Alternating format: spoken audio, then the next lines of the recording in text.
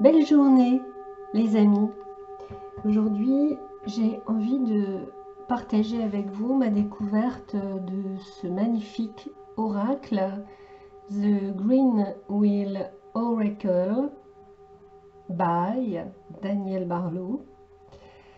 Donc un oracle de 45 cartes et son guide que j'ai reçu en cadeau pour mon anniversaire par mes enfants et par mon amoureux. Voilà, alors je commence en fait différemment aujourd'hui. Je vous propose de vous présenter dans un premier temps les cartes de manière relativement rapide, ainsi que le guide et la boîte, et donc l'objet, et ensuite de partager avec vous, pour ceux que ça intéresse, l'exploration que j'ai faite et les découvertes que j'ai faites. Voilà, on commence. Alors quelques mots quand même, si vous le voulez bien, sur Daniel Barlow. En fait, Daniel Barlow vit dans les Devon en Angleterre, donc sur le bord de Dartmoor. Elle se définit comme une peintre, une illustratrice, une sorcière. Elle est née en 1974. Elle s'est formée à une école d'art. Ce partage, on va dire, entre son travail artistique, les chevaux, l'horticulture, voilà. Alors Daniel Barlow, me semble-t-il, c'est quelqu'un qui est profondément enraciné dans son lieu de vie, dans son histoire, dans sa culture. La nature est très importante pour elle. Son travail s'inspire fortement du folklore et de la mythologie, et des liens à la fois physiques et spirituels entre les gens et la terre qu'ils habitent. Je vais vous présenter ce jeu. Donc ce jeu m'est arrivé dans une magnifique boîte en carton. Donc apparemment ce sont des cartes qui sont faites avec du lin. Elle a travaillé à l'aquarelle et à l'encre. Donc très très jolie boîte. C'est la deuxième édition de cet oracle. Donc le dos des cartes est différent du premier jeu. J'aimais bien aussi le dos des cartes du premier jeu. Cet oracle est accompagné d'un petit guidebook assez bref, où elle va décrire chaque carte. Elle propose un type de tirage et ensuite elle décrit chaque carte. Dans ces cartes, vous avez trois types de cartes. Vous avez ce qu'elle appelle les cartes de lune. Vous avez également donc les festivals de la roue celtique qui sont ici, dont je vous parlerai après. Et vous avez aussi donc ces cartes qui évoquent des animaux qui étaient très présents pour nos ancêtres, qui avaient un rapport privilégié avec eux. Alors deux mots sur le calendrier païen. Donc à travers la célébration des saisons, c'est la ronde infinie de la vie qu'on célèbre, et pour les Celtes notamment, l'image du temps s'écoule dans un mouvement circulaire et spiralaire. L'année païenne qui commence en fait par sa main. Et oui, l'année païenne commence par l'hiver, au 1er novembre, parce que le soleil recommence sa course ascendante et avec le symbolisme du soleil renaissant, on ouvre la porte aux naissances des dieux, donc l'ouverture d'une période de festivité avec la fin des travaux des champs, le repos des animaux. Et ces fêtes correspondent à différents rites selon l'appartenance, druide, wiccan, etc. Alors, ce calendrier païen se compose de 8 fêtes. Donc, il y a 4 grandes fêtes qui n'avaient pas lieu à des dates correspondant à des événements astronomiques, mais qui les précédaient de quelques jours. Il y a Samin, il y a Imbolc,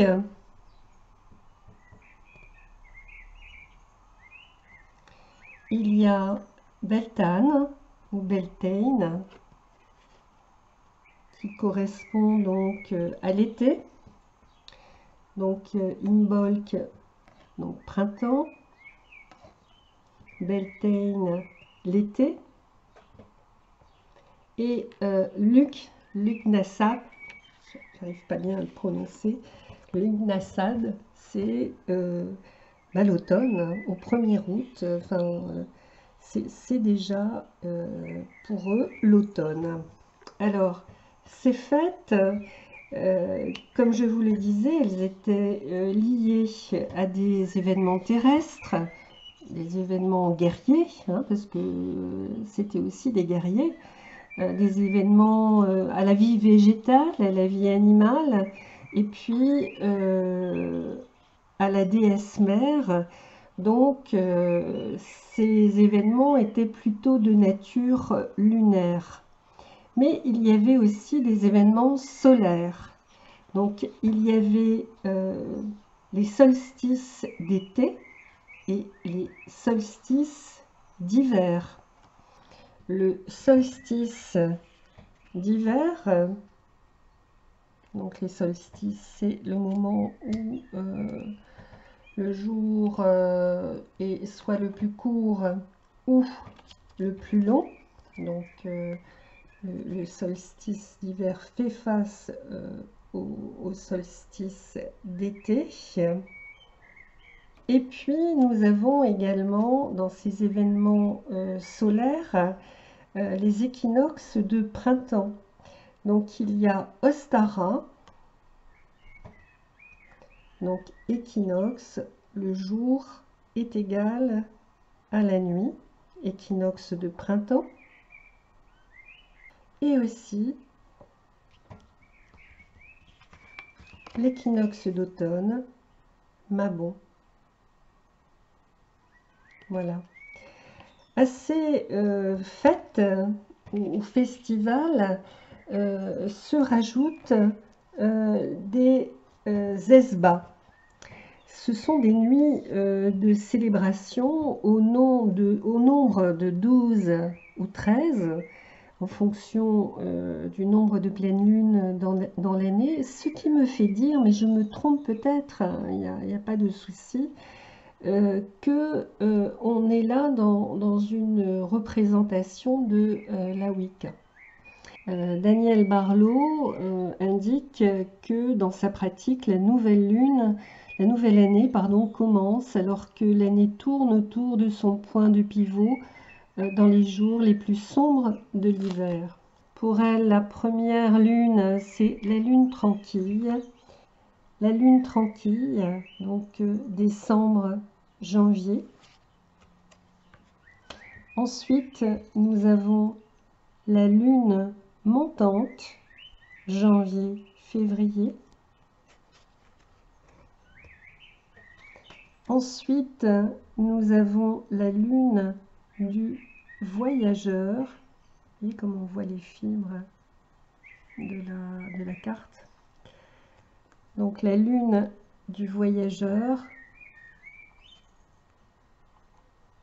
J'aime bien ce cadre dans lequel il y a aussi des oghams.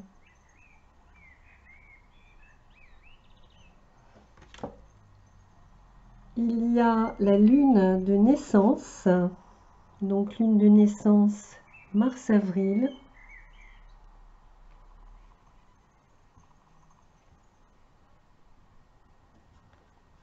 Nous avons aussi la lune puissante, avril-mai. Elle est jolie cette lune. Ensuite, nous avons la lune d'eau, mai-juin.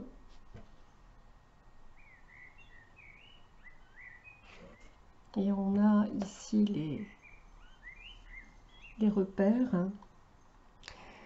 On a la lune en spirale.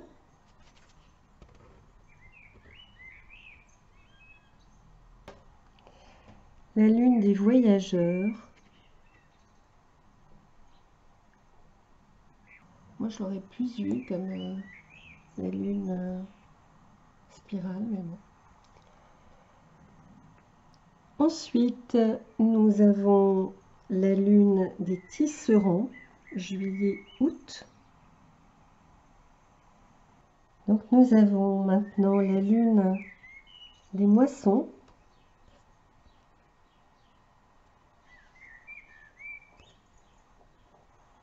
On voit les champs ici. La lune terrestre.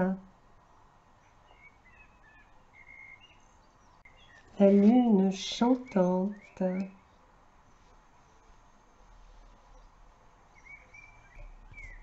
La lune du mois d'octobre donc. La lune de sang. La lune froide, novembre-décembre. Ensuite, je vais vous montrer les cartes des animaux. Donc, vous voyez, sur le livret, vous avez une page par animal, une phrase qui donne la signification de la carte. Ici, nous avons le blaireau, un retour à la terre. Je vous la lis rapidement. Le blaireau est un lien entre notre monde et celui des ancêtres. Cette carte peut indiquer des liens familiaux solides et des problèmes liés à la refonte du passé. Il peut également vous avertir que vous êtes coincé dans une ornière ou un cycle répétitif et vous invite à vous libérer. Malgré les liens familiaux forts, le chemin du blaireau est souvent solitaire. Il y a un lien profond avec la terre ici et un besoin d'être en lien avec donc cette terre. Le fil d'Ariane, entre guillemets, c'est psychopompe, mort, lignée ancestrale, prendre soin des autres, garde et courage. Voilà un exemple d'illustration que l'on trouvera dans ce guide.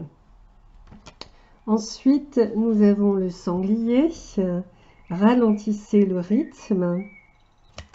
Nous avons la vache, soyez reconnaissant. Nous avons le cerf, trouvez le point fixe. Le cerf nous appelle à être totalement présent en ce moment, à abandonner notre conception humaine du temps et à être simplement. Il y a un lien fort avec le corps, en particulier avec le cœur, et un appel à être conscient de ce qui se passe immédiatement autour de vous. Il s'agit en particulier de subtilité, petits signaux et détails.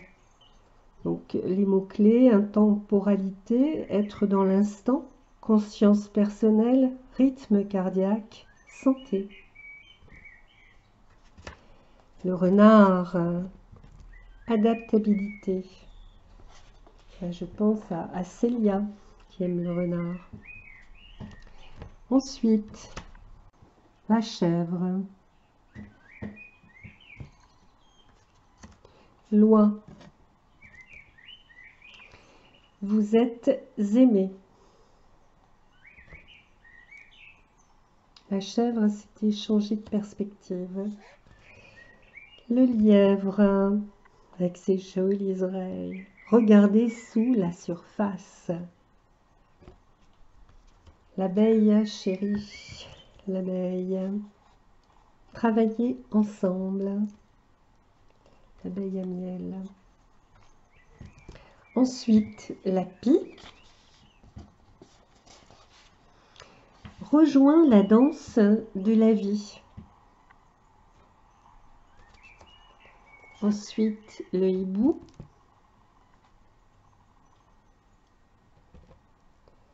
Le poney.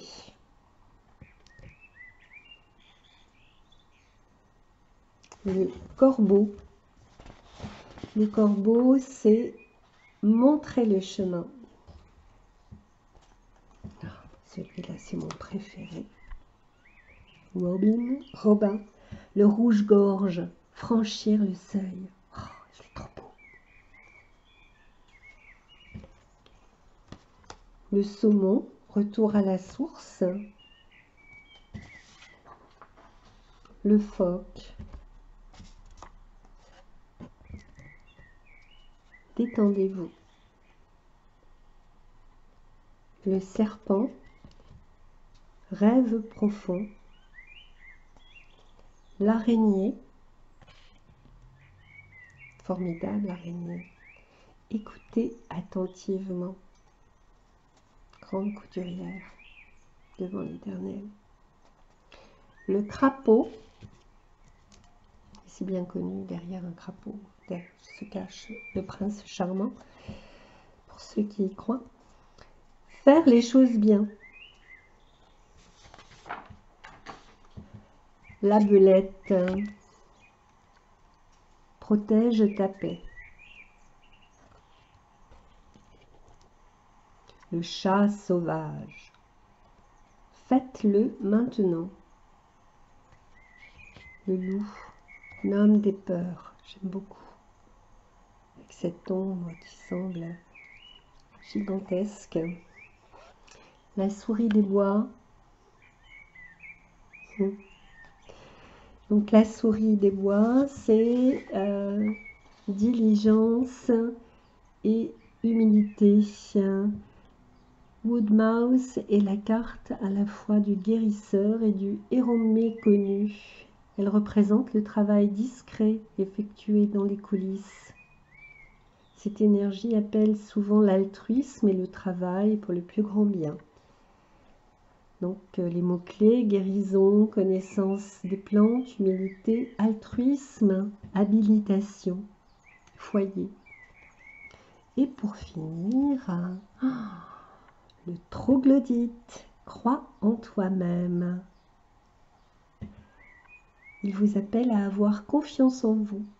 L'aubépine et le troglodyte suggèrent la nécessité pour vous d'ouvrir pleinement votre cœur et de tout donner de vous-même, confiant que tout ira bien. Mettez de côté le doute de vous-même, un pas en avant. L'énergie d'aubépine peut nous aider à ouvrir nos cœurs et à donner et à recevoir de l'amour plus librement. Aimez-vous et faites entendre votre voix. Donc les sujets, confiance, estime de soi et ouverture d'esprit et joie. Voilà pour les petites explications. Je vais maintenant, pour ceux que ça intéresse, revenir sur un peu de mythologie dans les festivals. Par exemple, ce qui m'a intéressé également, c'était la fête d'Ostara. Madame Barlow dit équinoxe de printemps, 21 ou 20 mars, Ostara. Le magicien offre des possibilités infinies. Donc les mots-clés, la magie, l'univers, l'union du masculin et du féminin, les choix de l'âme, le regard intérieur. Donc en faisant des recherches, j'ai compris que Ostara, qui signifie Est en allemand, là où le soleil se lève, c'est une fête de l'espoir, le moment de la germination, l'énergie vitale. La fusion des polarités qui se réalise dans la nature peut nous soutenir dans l'harmonisation de ces pôles en nous. À cette date, le soleil passant à l'équateur, le jour et la nuit sont de même durée. L'énergie de la nature passe du sommeil de l'hiver à l'exubérance du printemps. Le jeune soleil est porteur de tous les espoirs. Qu'est-ce que c'est le jeune soleil? De toutes les potentialités, de la découverte, il est temps pour l'oiseau de quitter son nid. Pour les druides, c'est le symbole de la naissance, de la renaissance. Et ça, c'est important, de la renaissance à la vie, de la joie et du bonheur. Donc, apparemment, ce serait la représentation de la spirale. Les œufs tiennent la place d'honneur, car ils symbolisent la fécondité. Le lièvre, et on le voit ici, le lièvre donc, qui vit dans le monde souterrain de la terre, rejoint la lumière et les amours. Le printemps nous incite à redevenir actifs, à jardiner. L'Est représente le printemps. C'est le jour idéal pour se débarrasser des énergies lourdes, prononcer des incantations de bannissement. La couleur verte ou couleur tiède est le mélange du bleu, froid, l'hiver, et du jaune de l'été. Si j'ai fait quelques erreurs, je vous demande de bien vouloir m'en excuser. Signalez-moi, justement, pour plus que je les efface. Donc, ce qui m'a intéressé aussi, c'était Beltane. Je me suis demandé qui était cette jolie dame. Voilà, qu'est-ce que cette image représentait en dehors de l'intuition que l'on peut en avoir. Donc, Beltane, 1er mai, chez les druides, la dame, donc dans le jeu, c'est la dame. La dame représente la souveraineté et le service. Les mots-clés, responsabilité, tutelle, choix moraux, éthique, examen de votre conscience. Alors moi, je me suis demandé si cette dame, c'était pas Aradia. Aradia, fêtée chez les Wiccans. Fille de la déesse, Diane est fondatrice de la vieille religion. Diane, reine des sorcières, aurait été le premier être créé et c'est d'elle qu'aurait jailli l'obscurité et la lumière. Elle s'accoupla avec la lumière et c'est Aradia qui naquit et fut envoyée sur terre pour annoncer la religion. Elle est célébrée pour avoir perfectionné les arts magiques, la guérison, la divination, la communication avec les esprits, compréhension, langage des éléments. Avant de retourner auprès de sa mère, elle demanda aux sorcières de lui rendre un culte chaque nuit de pleine lune. Le jour de la dame est aussi la fête des dames blanches ou fées bretonnes, qui connaissent l'avenir, commandent aux esprits de la nature. Tous les ans, au retour du printemps, elles célèbrent une fête au clair de lune et disparaissent à l'aurore. C'est le temps de la purification et de la renaissance. Pendant cette semaine, on fait carnaval, prend pour roi un fou et le dernier jour, le jour des cendres, on brûle carnaval, car c'est le sacrifice du vieux roi fatigué pour faire place au jeune prince. Bon, voilà, je ne vais pas rallonger cette vidéo. J'espère que j'ai été relativement claire dans l'ensemble. Voilà, ce qui m'intéresse, c'est comment dire, de suivre le fil d'Ariane qui nous conduit au trésor qui nous intéresse, à l'histoire, aux anciens, et qui nous ramène à ce lien avec la nature. J'aurais voulu finir sur 2 phrases de Daniel Barlow en introduction, et oui, moi je les mets en conclusion. The Green Wheel Oracle est ma chanson d'amour à cette terre sauvage et fragile sur laquelle nous vivons, à cette beauté précieuse et délicate, et à sa puissance brute et brutale. Cette terre dont nous sommes nés, qui nous nourrit et vers laquelle nous retournons finalement, fait autant partie de nous que nous en sommes. En ces temps, quand il semble que tant de gens ont oublié d'honorer la terre et tous nos proches qui la partagent, il est réconfortant de constater qu'il y en a beaucoup qui entendent encore sa chanson et qui se battent pour la protéger, travaillant à faire que l'humanité se souvienne de son amour pour elle.